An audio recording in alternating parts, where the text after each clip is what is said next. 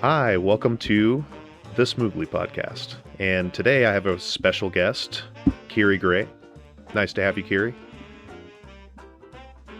So I just wanted to kind of give you an opportunity to introduce yourself, kind of let the audience know who you are, and kind of a little bit of your background, especially in relation to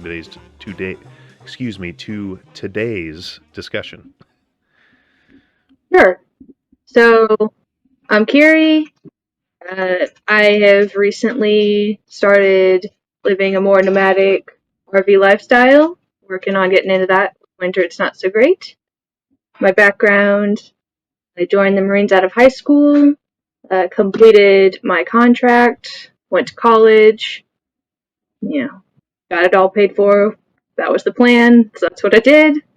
And then got my job, and also got my master's while working. Because of the military, I'm able to do it relatively debt-free, which is a big bonus. It's definitely something that, with the climate right now, I've seen all the nightmares of people who weren't as fortunate as me to be able to join the military and complete the contract and be the kind of person that can get out of there and still go to college and have the support of her family. So I'm definitely pretty happy with my circumstances right now. Cool. Yeah, that's that takes quite a bit of an effort to work and go to school. I did it there for a while, and then of course I ended up getting an opportunity where I ended up leaving a job, and I actually got fired from the job or whatever, but I got ended up getting unemployment. And I guess the laws in Illinois are that if you're going to school, essentially you could use your unemployment to go to school. So essentially I was getting, a decent situation right there. And having that experience after working literally a rotating shift while going to school, so I've been on like the full spectrum. I never got the chance to do any campus life or anything like that. But I'm just saying, like, from the two spectrums, that's why currently I, support, my wife, in, her education, and I wouldn't think of it any other way, in my opinion, because I think that if I'm able to, provide that opportunity for somebody, where maybe, at certain points in my life, I didn't have that opportunity, and, I'd gladly do that for somebody I love. But, I just wanted to get into our conversation today because, as Kiri mentioned, both of us were in the Marines, but we served at different times, and we've been friends, I would say, for a long time, since childhood. So I was just kind of curious, and I wanted to open up a discussion of kind of your experiences in the Marines, specifically as a female. All right. So I'm going to start off with the conversation with my experience wasn't the normal experience for female Marines, and at the same time it was pretty indicative. I worked as a police officer, an MP, for people who are more military related. Ha ha ha. And so my job field was male dominated by far. The majority of the female Marines I worked with, they were admin related, assistants. They would handle, more of the desk jobs, which is fine if that's what they gravitated towards. Right. I just have to be in a little bit more, active, Marine type role. It didn't mean there were any less. It just means I worked with less representative females in my job field. So I was much more outnumbered than in other job fields. So especially admin. Admin, you might have 12 to 20%, depending on the unit, female representation, which isn't terrible. Like, it's not good, but it's not terrible, and more than likely you'll have females in your chain of command, which is, double-edged sword. Right. But in my job field, overall Marine Corps, I think when I was in, it was about 6.7 or 7.3% female overall. And as an MP, it was about 3.2% of us were Marines. So that tells you, out of every 100 Marines there in my job, there was 3 of us. Wow. And most of them were in the lower ranks, as one might imagine. But there were several instances I found myself the only female Marine in my battalion. That's it. And I'm not one to be cowed by those circumstances, but it did make it difficult. Right. Especially when rules were implemented just because of me. Yeah. Which I think they thought it was like to protect me, but it ended up punishing me. Like, one rule, females and males couldn't go into each other's barracks rooms. Well, great. When I'm the only female Marine, like, I literally can't hang out with anyone without leaving our battalion space, and it ended up me. Yeah, I mean, I could see where kind of the logic goes there, but it's one of those cases where you're not really helping, actually. You're just making it worse. Once again, people kind of doing an action instead of kind of thinking it through and, waiting a while to see maybe if that problem even becomes an issue, right? Yeah. And I did actually solve that. I definitely had to advocate for myself with that. It was about 3 weeks of me not being able to participate in any of the regular not Marine activities. I was just, the only time I could hang out with them at all was during work, which isn't the same. Right. So, I did try to go through my chain of command. Like, hey, this isn't a thing. Like, this needs to stop. Can you talk to them? Can you? And they're like, no. This is from the battalion commander. Blah blah blah. I'm like, is it? Is it? So I looked up the memo. It wasn't exactly a MAR admin. It was more of just a battalion order. And I looked it up, and well, it was from the battalion commander, but it was signed by the captain of our company. So that tells me that the captain of the company was the one who wanted it, which made me even more mad. So there was a female officer that I knew hung out with this captain. They were both captains. They went to school together, and I knew that because they were always at the gym together, and they were the loudest motherfuckers I've never. They were the people in the gym that were like, those kinds. So I knew that they were buddies. Yeah. And this female captain, she was cool. I wouldn't say we were friends, obviously, but she would come over and work out with me if I needed a spot. She was, and I just awaited my moment. I waited, and I went to the gym way more often than usual. Of course, she was talking to me. Hey, how are you doing? How's it going? Hey, you're breaking up a little bit. Sorry. My bad. So I went to the whole bunch, and I waited my moment. And when she was helping me lift some free weights, she said, "Hey, how's it going? How's it going?" I'm like, "Ma'am, it's not going very well. Not at all." And she's like, "What are you?" And I'm like, "I don't know if I should say anything." She's like, "Nope, you can tell me." And I'm like, "Well," and then blah blah blah blah. It just blah. Yeah. And she said, "What? You're not allowed into what?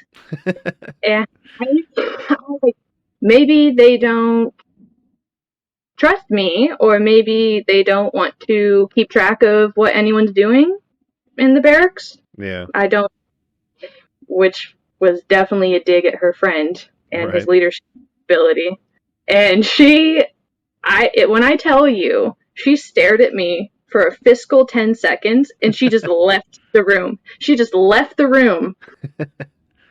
She didn't say a word to me about it, but the next day we had a huddle and that rule was gone. And, you got to be real careful, but in that instance I was able to do something about it, but it could have just as easily not gone well for me, just as easily.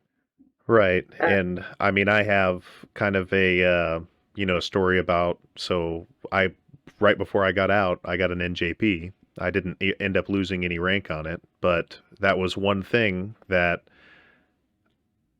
I essentially kind of got additionally yelled at afterwards. Like if I would have followed the rules and essentially given everything that I wanted to bring to the table, kind of like normal trial or whatever, like discovery on my NJP, then I wouldn't have got yelled at whatsoever. I would have just gone in there. They would have said, "Hey, don't do that again," and then I would have been done with it. But I didn't trust the system, and that's just interesting. Like that was a different response. Is like you also kind of didn't, so you had to go out of the way. Isn't that kind of like a theme in the military? It seems like if you try to go through the normal systems, there's sometimes, and I'm just saying we now know of 2 cases just between the 2 of us where if you were to go through that normal system, you would not be having a good life. Like it would actually detriment you to even try that. So I was in a position that I knew the rules. It was my job to know the rules.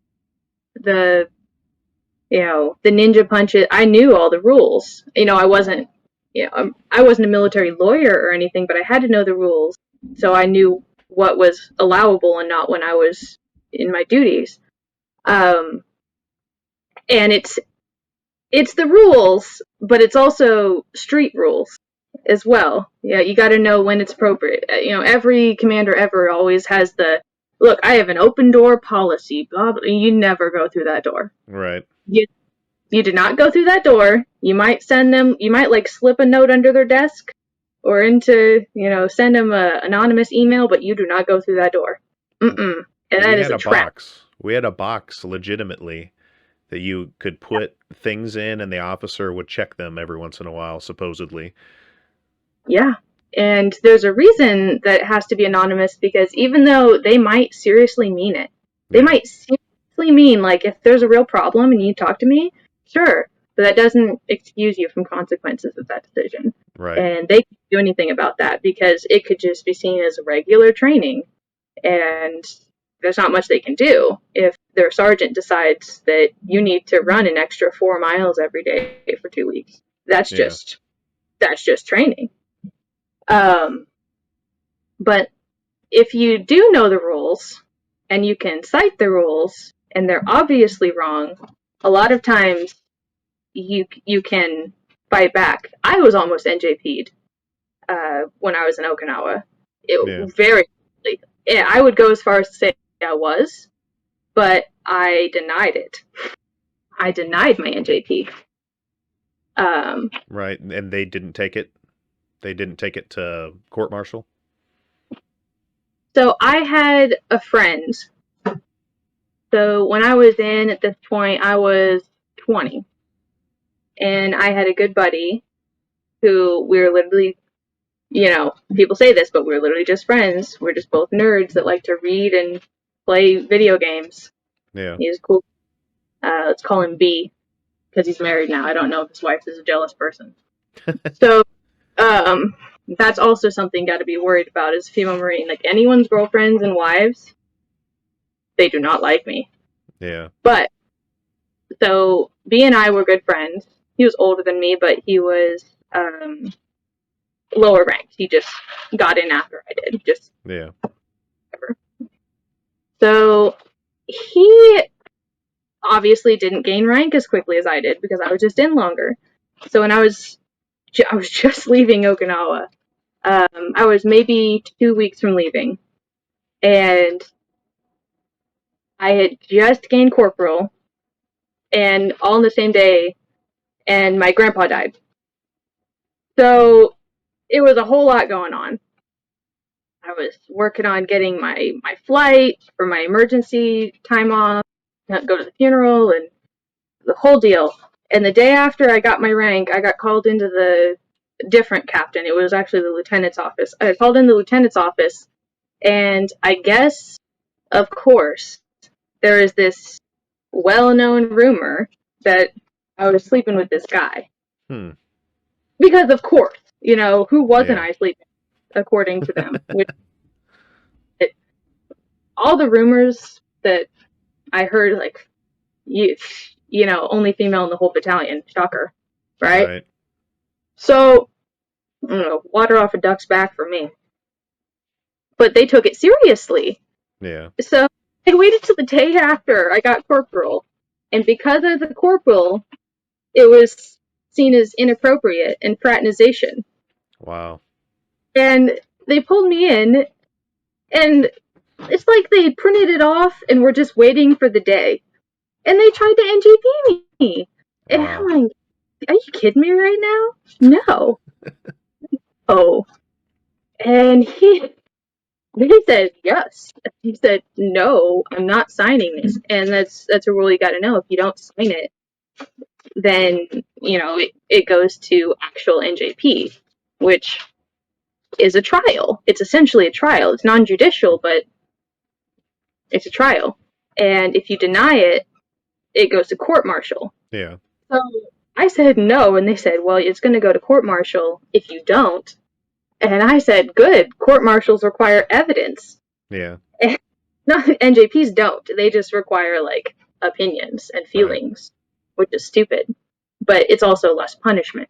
Right. Like, well, if you court-martial, you can get kicked out dishonorable and maybe do some time in the brig. I'm like, again, you gotta prove it. Please prove it, because I promise you're not going to find any evidence. Right. Well, if we do find evidence, I'm like, but you won't. Like, we'll get back to you. And I was not that, like, looking back on it, obviously, I had several bad interactions with some of my command. Looking back on it, but I was stunned. Yeah. Like, my grandpa died, I just got corporal, I was, like, gonna see my family, which is happy, but for a bad region, which is sad, and I had to spend $4,000 on a plane ticket, which is not a little chunk of money for that rank. Yeah. And leaving, like, 2 days later, so I just left. I got on that plane, went to the funeral, and I wasn't sure when I was coming back if I was gonna be court-martialed or not. I got back. I was there for a week. Not a single person said a word to me about it. And I left. So they must not have. But I couldn't believe it. Just because of hearsay, they were going to NJP me. Yeah, there's been a number of times that some weird stuff like that has happened. So the earliest one, I don't know if there's been that many times that I've even told this story, but so I went to what was it? It was the combat school that non-infantry go to. I'm blanking on what was that? MCT? Yeah. So over at MCT, we had a platoon of dummies, like some real winners, and anyway, we had to stay up and be reading our books all the time because people couldn't answer like the questions. Our platoon got the worst of all of the tests. There was only like me and one other guy that even passed it in the entire platoon, and at the time there was like 70 or 80 some people in there or whatever, so anyway, we had stayed up all night, and then it was like we finally got to sleep at like 4 o'clock in the morning or something like that. And of course, you get up at like 6 in the morning or something. I can't remember, but it was super early. The sun wasn't up. That's when you're getting up. And Mm-hmm. I went over and woke up, and I had the previous day got a with my paycheck. I had got a Game Boy Color, so I was like, you know what? I'm gonna go over to the head, play my Game Boy Color before everybody gets up, and then I'm gonna get the day started. I went in there, and I guess they woke everybody up earlier than they would normally wake everybody up, and got them to essentially be cleaning the entire uh you know uh the entire squad bay. And I wasn't in there when they gave that thing. I was on the shitter, so I was over there playing whatever. So then I started hearing people yell, and I was like, wait a minute, what the hell? And I went over, and they came over and started knocking on the door of the stall, and was all like, "Who is that in there? What are you doing?" And I was just all like, answered back. I was just all like, taking a dump, sergeant or whatever. And he was just all like, "What the fuck are you playing, fucking Game Boy right now?" And like made a huge big deal about it. And I think you're muted right now. I'm actually not hearing you. No, Oh, there we go. I can hear you now. But yeah, he freaked out and was just like, "You just playing Game Boy? What the hell?" And he made a huge big deal about it. And there was this other guy that had gotten in trouble for another reason. They said, "That's it.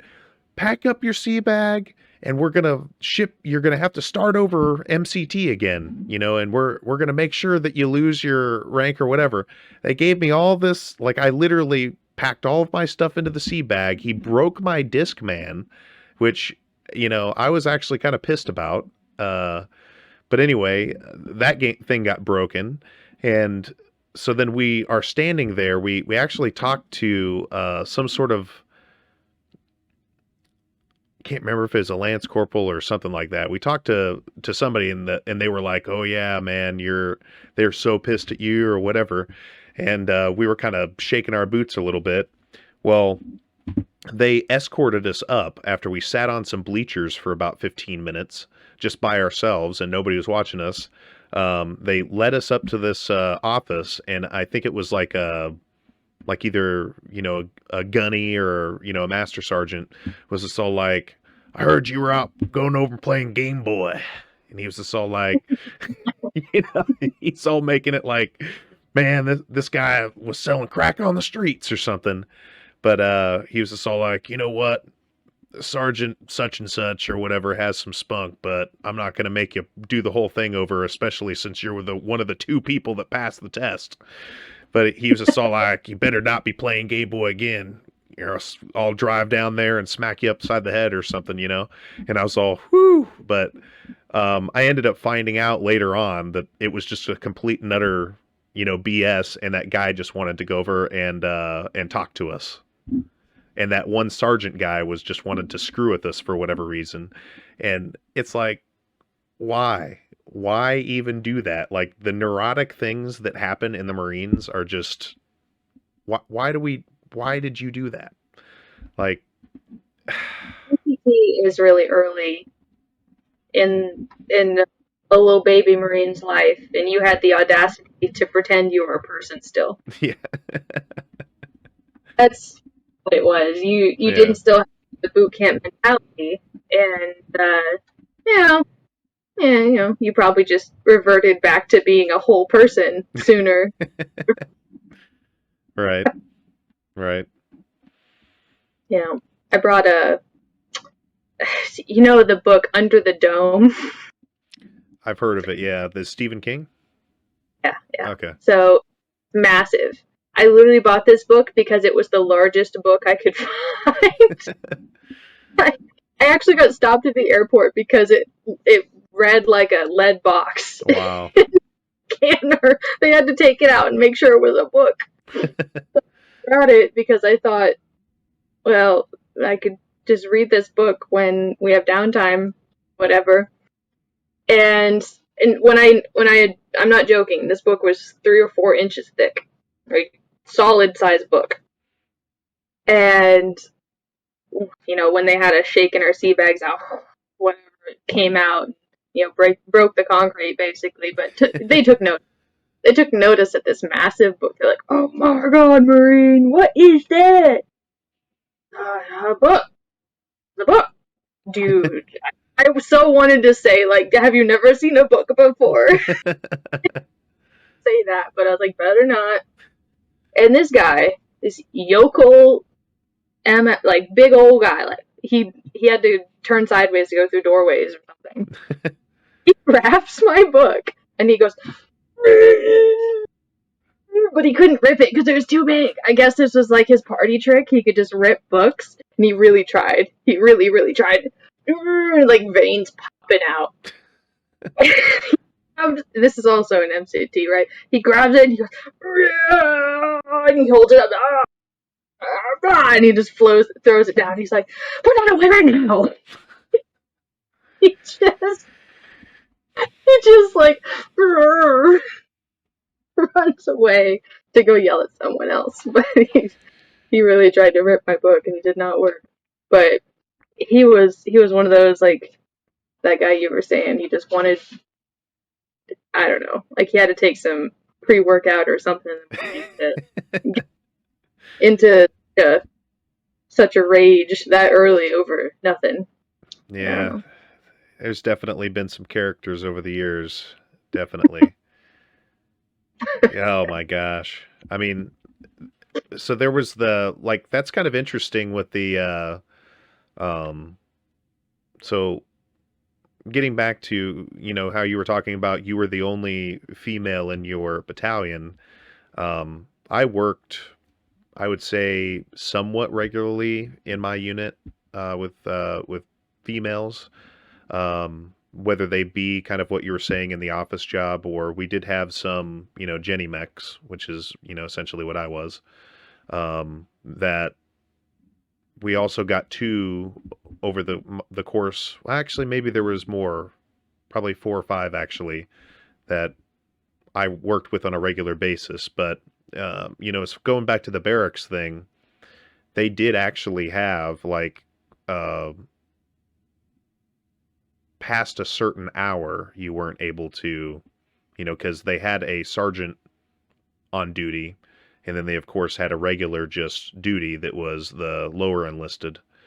But anyway, it's kind of interesting that they just said, hey, at all hours of the day, you could never possibly be over there, because that's definitely not, you know, even when we were in Iraq and we had, you know, we were super fancy and were able to have barracks. A lot of people didn't.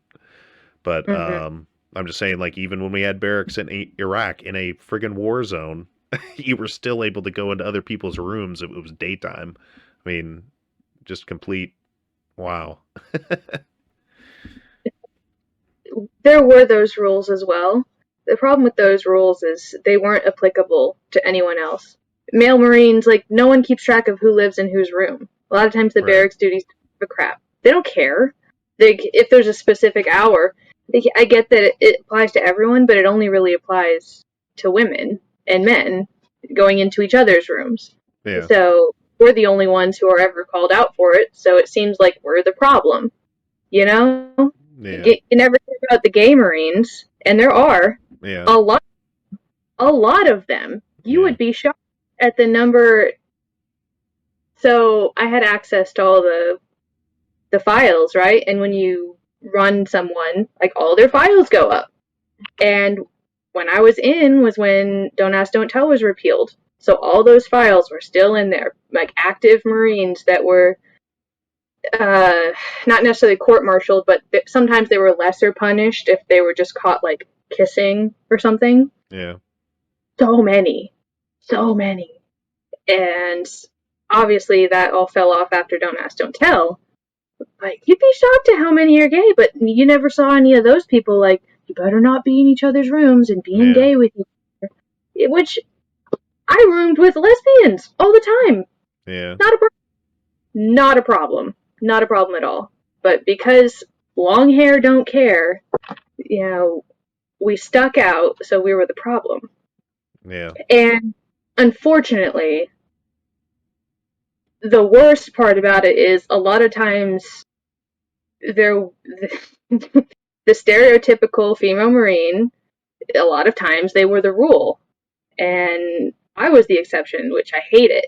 I hate it that a lot of these guys had reason to suspect me because they have history with females behaving that way. Yeah. Which is fair. It's obviously not fair, and I shouldn't be treated that way. But unfortunately, when the problem is so minuscule compared to the overall, Marine Corps, it's not something they care about. Right. It's not about them. Squeaky wheel gets the boot, not the not the oil. Yeah. And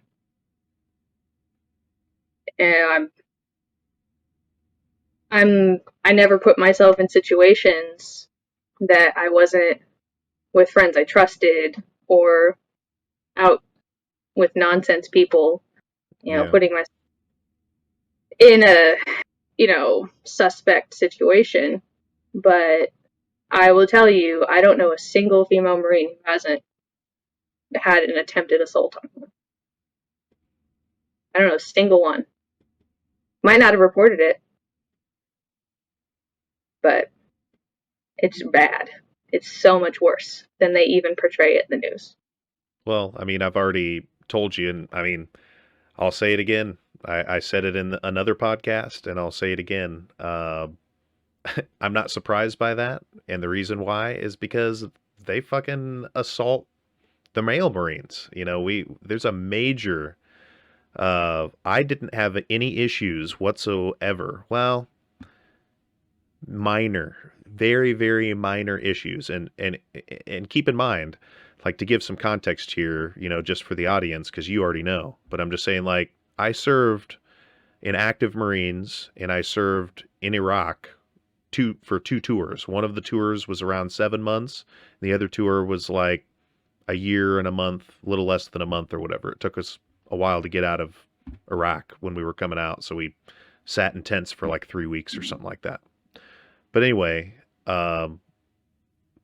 point being is like my whole entire time that I was in the Marines, besides maybe boot camp, there wasn't like any hazing. It just didn't happen. Like we worked on generators, we worked on power distribution equipment, we worked on ACs. There were problems, definitely. People had fights, or there was insubordination, definitely, like any other place. But there just wasn't any hazing because we were all around, typically, officers very often in higher rank. Like we were in the air wing. Situation that you were right. in environments that it just wasn't as prevalent. And I'm just saying the difference between, and this is what really prompted me to want to talk to you, because like I noticed this difference just between working with mostly male Marines, from the difference between me working as active, and then I got out, went to college for a bit, and then I was going to try to go back in as an officer, but I would be active duty, but I would work as, in the reserves as like I'd be regularly stationed or whatever at a place, and then I would just, do the weekend warriors or whatever. Well, when I was there was multiple instances where they were textbook just hazing Marines, and it was like the same things that you always hear, like the old blood stripe thing where some guy picks up corporal, and they take him and beat the crap out of his freaking thigh so he can earn his blood stripe. And in this particular instance, I went over and approached them about it. And, they said, hey, if you got a problem with it, this is just what we do, man. Like, I maybe you just don't understand. And it's like, no, I very clearly understand, and you should not be doing this. And I brought it up even to the sergeant, and they kind of just brushed it off or whatever, and then nothing else happened. But I will note that guy that had his blood stripes, his thighs beat the crap by 15 or so people, he didn't shoot very good the next day. I wonder why. You know, I'm just saying, sitting and kneeling, maybe laying down probably wouldn't be too bad, but like definitely sitting and kneeling, I don't think you're gonna have a stable position if your thigh is friggin' throbbing. And I'm just saying correlation doesn't mean necessarily causation there, but I did look at his information the next month because I was curious about it, and every other time he shot expert. And this was the first time he had ever shot anything lower than expert. So I'm just saying, then after that, there was another instance where we had a kind of a mock field op. And I can't remember where we drove off to, but it wasn't at the normal unit over there in Peoria. But long story short, they had a thing where they said, hey, everybody throw in your IDs. We want to see whose birthdays are this month. And, of course, somebody's birthday was that month. It was a freaking random raffle, but it's not. And it was essentially like hey, let's build camaraderie by lining up and essentially punching people in the stomach. And it starts off, I'm just saying, I'll put a caveat there. It starts off as like the smack in the belly or whatever. I don't know what the red belly in it or whatever, I guess is what you should call it. So it starts off with that, but it literally gets to the point where you're just punching this person in the stomach. And it was wild, like to see even the platoon sergeant participating in this. And then when I brought it up to the next chain of command, the staff sergeant, he went over and said that this is the way we do it at Charlie Company. If you don't like it, get the fuck out. And then I even escalated it even further, in another instant. I'm flashing forward here, eventually to the sergeant major of the unit and also the OIC of the unit. And the sergeant major essentially patted the OIC before I talked to him. And the OIC sided with him. He was also like, hey, I trust my sergeant major and how he handles his unit. And if this is how they, do it, then I'm going to trust his judgment. And he was like, he was a freaking gold bar, nobody essentially, and didn't have the courage to stand up.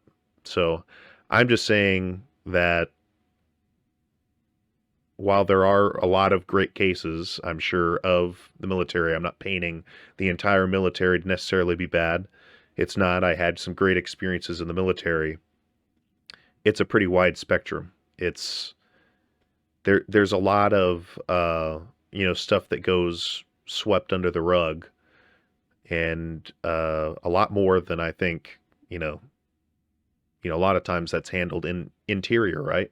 That's the whole purpose of court-martial versus NJP, is that NJP keeps it among the old boys, You don't have to actually bring the generals in on, hey, so-and-so did this. Just, no, we'll handle it within ourselves, kind of hush-hush, and you just accept what we give you, even though it is not by any means an impartial, observation when it's an NJP. It's just whatever that CO, if they don't know you, for example, they'll just ask somebody, hey, what do you think of this guy? It's not going to be their real opinion. Yeah. I have thoughts. They tell you what the rules are, and they tell you, honor, courage, commitment. They tell you, you got to report it. They give you 80 hours of training on, fraternization and hazing. It's endless. All the training they give you. Right.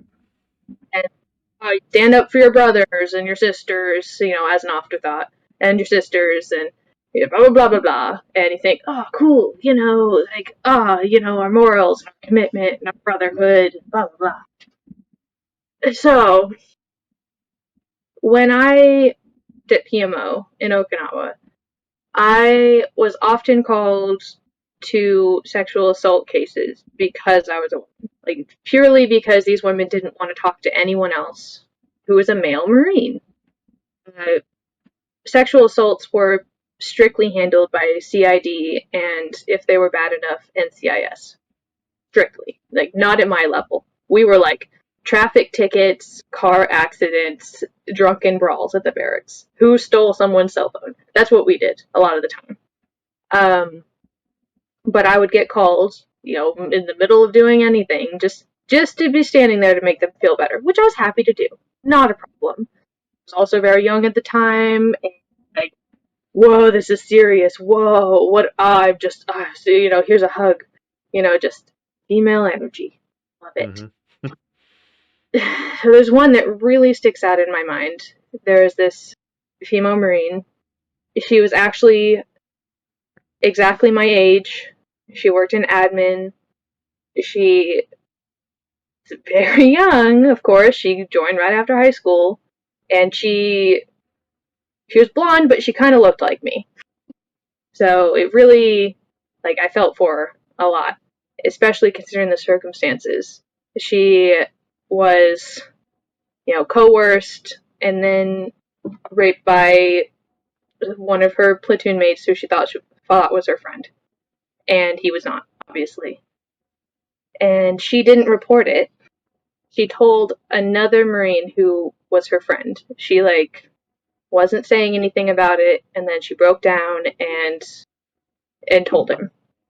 And of course, this guy reported it. He has to. He has to. It's yeah. I don't know hazing. How they. I'm just saying, even with me with hazing, you have to. I don't know how to punish him if he didn't report it, but according to the rules, he had to. And of course, he, I would hope to think he cared about his friend. That's why he reported it. So, mind you, this thing has happened to this young woman, and she had not told anyone except her closest, confidants, who she thought would understand or, support her. And now she's talking to the cops, who she doesn't want to talk to. She told us she didn't want to report anything. She wanted to she literally just said, it never happened. Nothing happened. And at one point, she's like, yeah, he did it. But she, immediately recanted. She did not want to talk about this. So I just sit there. I'm just supposed to sit there. I'm not an interviewer. I'm just the female support. And later in the hallways, there's always hallway talk. I heard them talking, and CID they're all sergeants, staff sergeants, and gunnies. They're officers, but they're not the main force. And I heard them complaining about her. Why won't she just tell us? Why is she doing this? Blah, blah, blah, blah, blah. She didn't want to. She didn't even report it in the first place. And I found out later that this friend, I guess, was her corporal. And he was, he was well liked. He was in line to be promoted to sergeant. He was basically running that company. He was, a pretty high up corporal. So it was really inappropriate for him to even be friends with her on that level in the first place. So how is that not privatization? Yeah. Not only was he not charged, he was interviewed. Of course he denied it. But not only was he not charged, she was charged with slander because she wouldn't give evidence. She wouldn't go do a medical test kit. She wouldn't do anything. Really? So because she was on this case as the complainant, even though she never reported it, she was charged with slander, and not only was she transferred out of the unit, she was given a dishonorable discharge for allegations. Wow. And that was the one that sticks out in my brain the most, but it's not the exception. In most cases, anyone who reports or is in PMO is the one that's punished. In most cases. If it had ever happened to me, even working in PMO and being a generally well-respected, they knew I didn't, F around, I wouldn't have reported it. I wouldn't. And I hate to, the messaging is always like, report it, do something about it. What happened to the next person? But, you don't have to be the martyr. Mm-mm. Yeah, that's pretty Mm-mm. sad. Get your support somewhere else because it's not going to come from the Marine Corps. That's pretty sad. Yeah, I mean, we see today how, and I mean, I didn't become, I guess, more aware of this until probably the last year or so, where I just feel like the VA too, like even past that, is just failing a lot of military members in general, and especially the Marines. There's multiple times I'll see a headline about one that sticks out in my head is one where a guy hung himself right in front of the VA offices in his dress blues, like Mm-hmm. completely just failing us. I'm just saying, and yeah, I mean, when does it end? Where does it end? It's not related to me being a female, but I don't have my medical records. And thus far, I can't get them. I tried to get them in the beginning of 2020 because I found out I might be eligible to have VA healthcare, at least at like a reasonable rate. Cool. I'm not I'm not crippled in any way that I can prove from the military, but it would probably be cheaper than the general marketplace, right? I just Yeah, wanted to look into it. Well, my records were supposed to be sent to the specific place. I have it written down somewhere, but they were supposed to be sent into like long-term storage. They're not. They're not there. And when I thought back on it, when I was leaving my last duty post, I got the thing signed. Like, oh, here's my records. Cool. And they specifically told me, yep, we'll send them. We do this every month. I'm like, cool, cool, cool, cool. And everything I've been told is they should have given you a copy. What am I gonna do with like a stack of paperwork of mostly blank papers? What am yeah, I gonna do with that? And like they did give me some stuff, but it wasn't my medical records. I have my eye records from when I got LASIK, but other than that, I've got nothing. I've got wow. nothing. And I don't know how to get it. And there are processes to get it, but I can tell you it's we're not doing anything right now because of COVID. So if you are looking for lost records in the last 2 years, no one's getting them. Not a single person is has their records available. That's At least in the ridiculous. I mean, at least in the no for sure because I've tried.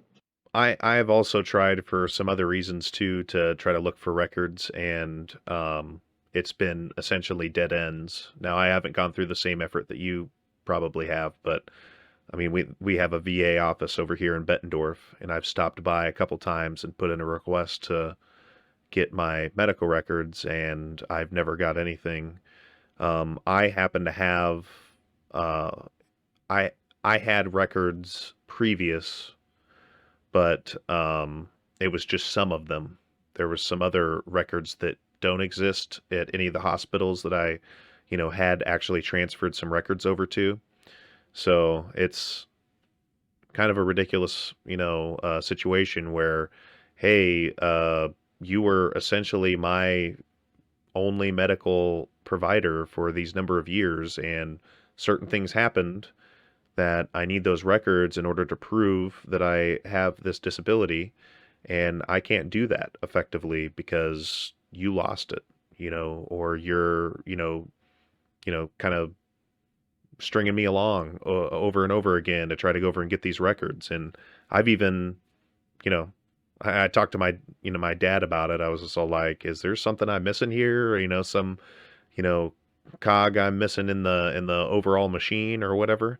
And he gave me the information. Oh yeah, they got an office over in Bettendorf. It's like, yeah, I've been there, Dad, 2 times now, and I still can't get my records. So yet another thing that is like seems to be at least between the two of us. I know it's more widespread than that, but it's just it's crazy to me that there's this. If you go do a man on the street thing where you just have a microphone and you walk up to people and say, "Hey, do you want to? You have 2 seconds or an interview?" And they say yes. Just think about it here. Do you think that anybody is going to be like, if you ask them, "What do you think of the military?" I don't think there's going to be a lot of people in the general population on a man on the street thing that's just going to talk bad about. They might talk about like, "Hey, I don't like the way they did this in Afghanistan," or something like that, but they're not going to say, "You know what, F the troops," or anything like that.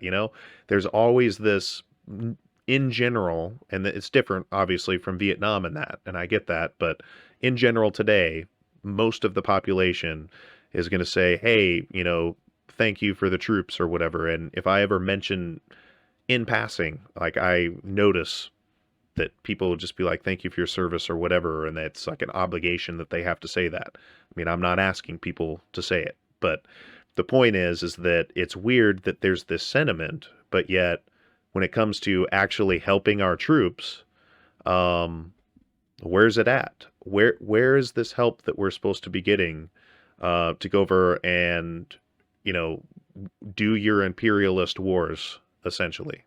And hey, if that's what the country is going to do, and that's what the consensus is, I'll have my personal disagreements because I'm a taxpayer, and we can have that discussion. But the point is that if you're going to send us out there to go do whatever you're doing, like it, dislike it, disagree with it, agree with it, you should then take ownership of the things that happen to us when that happens, because we did that for the country. And when you don't do that, you're literally like you're having us put something forth, like our lives on the line, and you're not taking ownership of that. Like, what is the incentive anymore? If word keeps continuing to get out, what's the incentive for somebody to go into the military right now other than free college? I mean, the incentive is, hey, I guess there's not a war right now, so I could maybe get some free college and I don't know. I just don't think that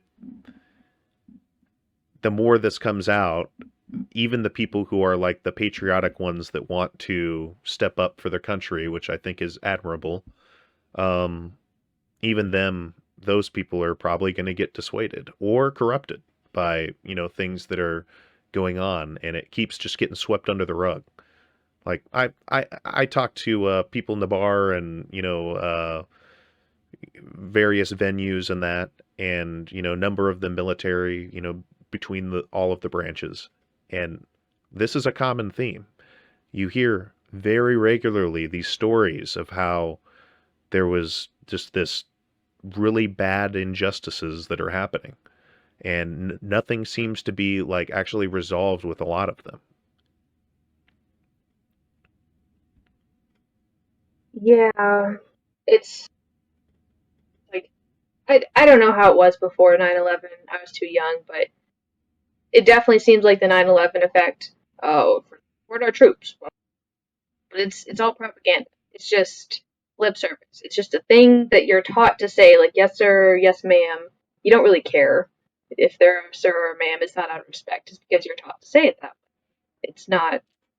You don't know what you're talking about. There's definitely the patriotism that people who are satisfied with their way of life, good for them, good for them. But Lance Corporal Schmuckatelli didn't personally hand you that. So thank you for your service in protecting my freedoms.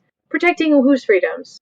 What freedoms are you protecting? Yeah. Protecting your freedom to go to a bar? Like, well, since when has the American military protected us from anything?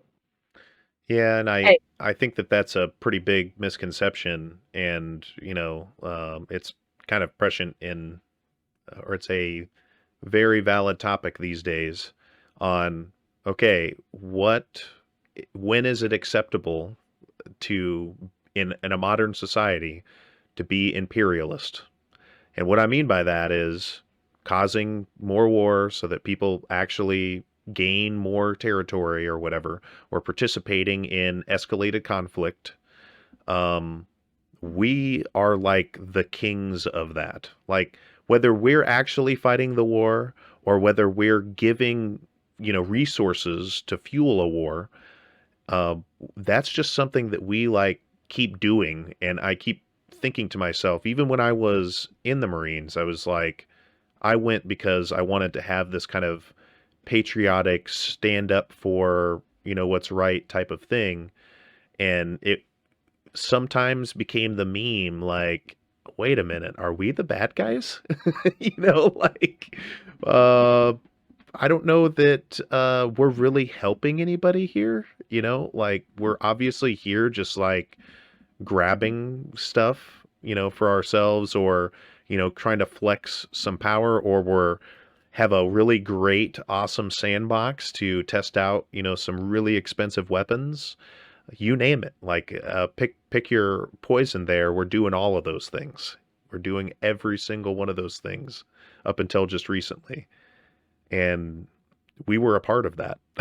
We were a part of that machine, kind of unbeknownst. And, unless you have people that talk about these experiences and kind of have grown past and had the realization afterwards, a lot of people wouldn't even think twice about it, because they didn't experience those things and they don't see firsthand what is going on. Like how a circuit board from 1983, that it functionally has not changed whatsoever.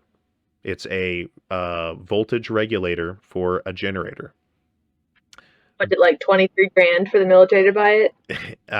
It's not quite that high, but you're talking 3 to 5 grand for this Yeah. old school. I'm just saying, like, I know the guy. Well, not anymore, but I'm just saying the guy that made that board, the design for that board, he taught my MOS class. He was still there. And I'm just saying, like, he said that he essentially got a breadboard, proved it out, and then sent it off to a third party company to, arrange that onto a circuit board. And then ever since then, that part has been created, and it costs 3,000 some dollars for something that the Chinese, or really, you just honestly name any other country that would ever do this absurd stuff. They don't. Like, they print it for like pennies on the dollar, but we're printing it up for $3,000 when we could be printing it up for pennies on the dollar. It's absurd. The only reason that we even put that price tag on there is so that they can keep their insane budgets. I mean, because of course, if you don't, Propaganda, right? It's just, you see what they want you to see, because everything on the television is owned by the same four people.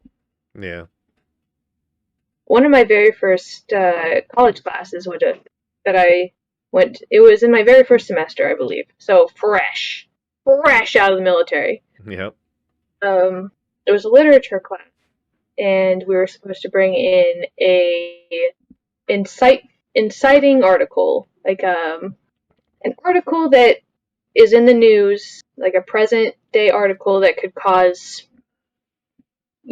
some discussion topics, like anything that might have opposing sides of view. Cool. I have, feelings about this article. There was a woman who was advocating against news agencies showing up to film and broadcast her son being unloaded off of an airplane in a castle. And, of course, college students, who I was the only person who had ever, in this college class in particular, I was the only person that had done anything other than high school and college. And I had a very raw opinion about this. right. And I brought it in, and I was just floored,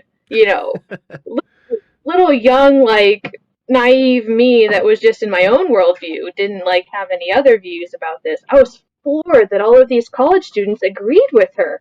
It's her son. She should have the right to, show who's being portrayed. You shouldn't profit off of her death. And that's not how I saw it at all. I saw it as no one in the country knows the cost of what we're doing because they don't show us. I don't even know. So, how do we have smartphones and like internet and how can they send a signal from 30 miles away to blow up people that are ours, but we can't send a video of it to the public to show what's actually happening? How do people not know this? How is this not everywhere? Yeah. Why? And it's very intentional. It's very intentional they don't show it because they don't want people to know it. They don't. I was just floored at how strongly these people thought that this woman should have like ownership over her son's death and that people shouldn't know about it because of her feelings. That's not going to help at all. I was just, Yeah. I was like, they want to know? They don't want. They don't want to know. That was just the real thing. They had never thought about it. They didn't want the bad feelings in their feelings, and they didn't want to be uncomfortable by knowing that this person was exploded. Like, I'm of the opinion we should show everything. Like, way back to we did it in Vietnam. Why can't we do it now? Right. Why not? If you show it on the video and people are still of the opinion that we should send these young people over there to get shot at first before shooting back, and then, if you're still of the opinion, cool, now I know who you are, but they just don't know what's going on. I mean, I'm just going to say, just kind of as devil's advocate on that idea, I agree Hmm. that we should show it, but I would also be concerned about it essentially turning into real life Call of Duty, where you have live streams of freaking, firefights and stuff like that. That would be like a pretty dystopian and nasty world there. But it's not any different than how it is now. They're definitely doing that. The people controlling it. We got guys literally like controlling little drones. Yeah. High five, guys! Dreams are on me. They, that's you're saying it's dystopian, but that's real life right now. It's just not in the public view. Well, yeah, Like, and they yeah, just be like guys playing, Call of Duty. Oh, like I they think would be that making how races. They would be live streamed, well, I'm just but saying, how would they even be able to tactically do anything if everything was live streamed? I'm not necessarily saying like live time. Yeah. I'm not saying we should show that. I'm just saying like that is what is actually happening. There are people Oh, with joysticks yeah. that are dystopian, just making glass fields out of sheep herders, right? But I am saying like we should post the aftermath. We should show the exploded cities and the sheep herders' daughters that have been just torn in half. We Yeah. should show like all of these fields that we're protecting that have poppy seeds in them. Like, we should show that stuff. I'm not saying like tactically we should show exactly where everything is in live Yeah. stream. That's not what I'm saying. Okay. I guess I But misunderstood. the they didn't want to see the unpleasantness, the blood and gore, because it might make someone uncomfortable. You know Yeah. who's really uncomfortable? That guy who died that's getting unloaded off that airplane. And if you care more about his mom's feelings than his, you don't really care. Thank you for your service. Yeah. You know what I mean? Yeah. Like, it's up. Messed up. You don't care about, what he died for? He did it, probably to go to college. Poor guy. Yeah. Yeah, I think that it's it's something that's glorified quite a bit. And, one thing that you always just have to think is just always, when is it ever okay to engage in imperialism? And the answer is never. Like, it is never okay. In response to something, like, and this is when it usually happens, is like a big country with a lot of power goes over and pokes at a smaller country. Is like, hey, and does like little things to agitate them, and then that small country goes over and attacks whenever whenever they get scared, and then that country, the big one, is all like, hey, you guys attacked us, now we have to go over and attack you and take you over to protect ourselves.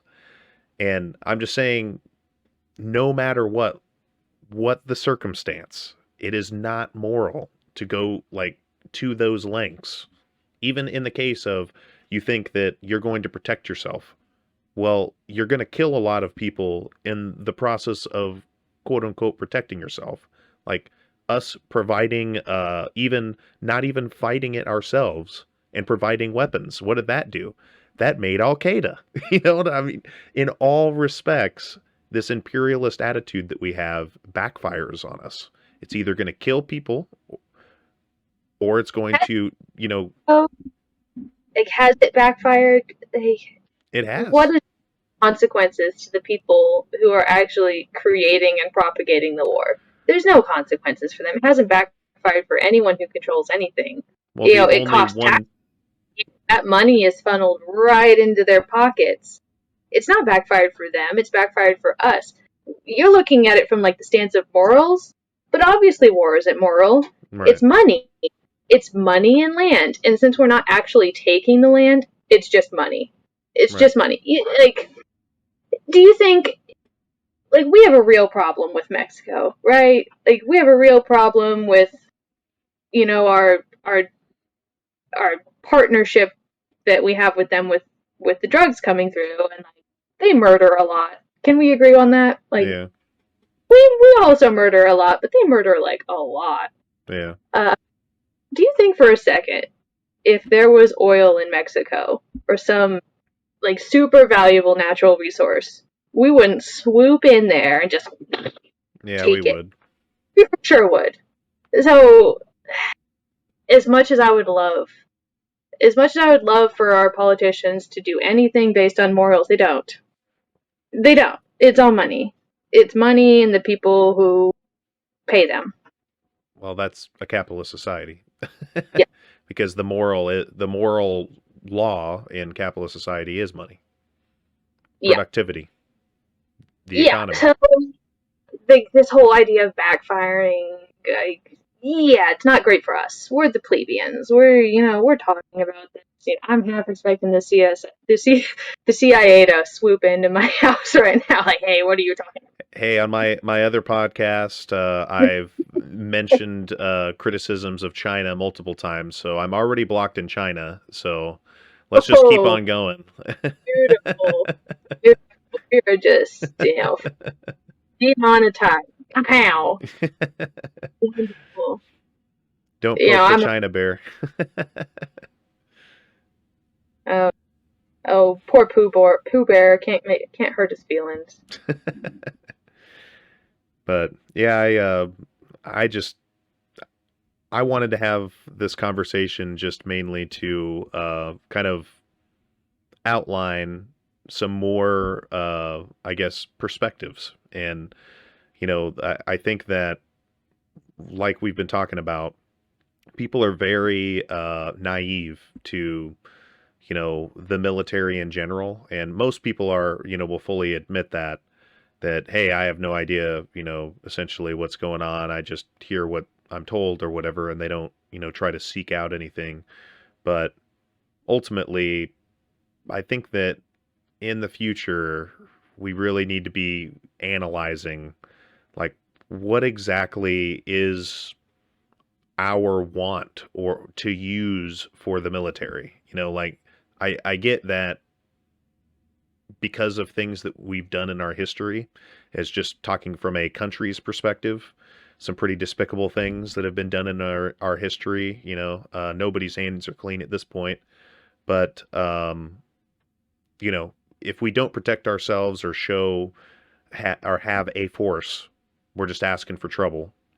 But at the same time, do we need such a force that at any given time we can just jump and invade a country with large force at all given times, where we have like, what is it, the Brits have 3 aircraft carriers and we've got like 7 or 8. I don't know, that's from a couple years ago that I remember we had like 7 or 8 of them. And I've never cared to check, but I'm sure more.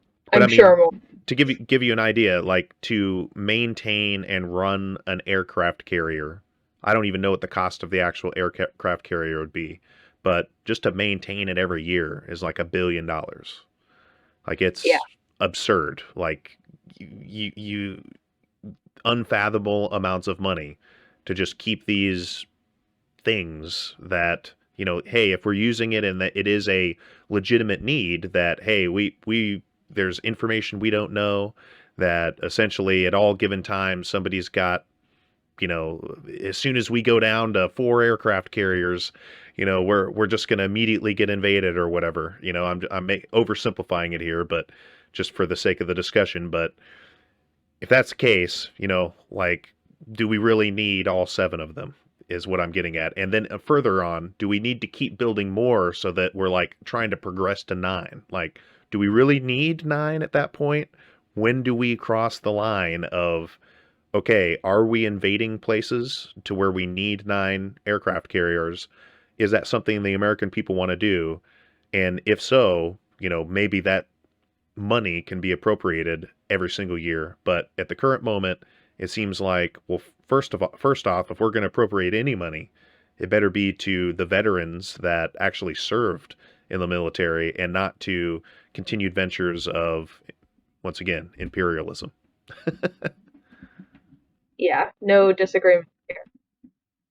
But anyway, I had a really, really cool talk, awesome talk with the Kiri Kiri. Do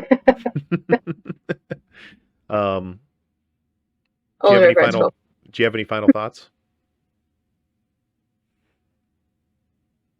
Well, now you put me on the spot. Not quite. Not any? I suppose I would say,